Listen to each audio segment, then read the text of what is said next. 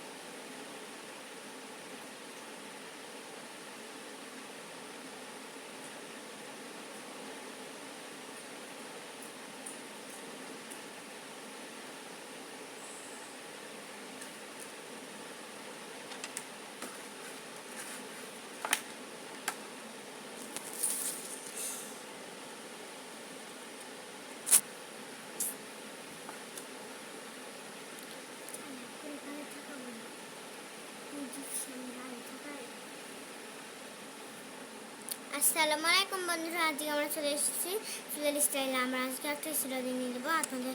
আমার ভিডিওটি যদি ভালো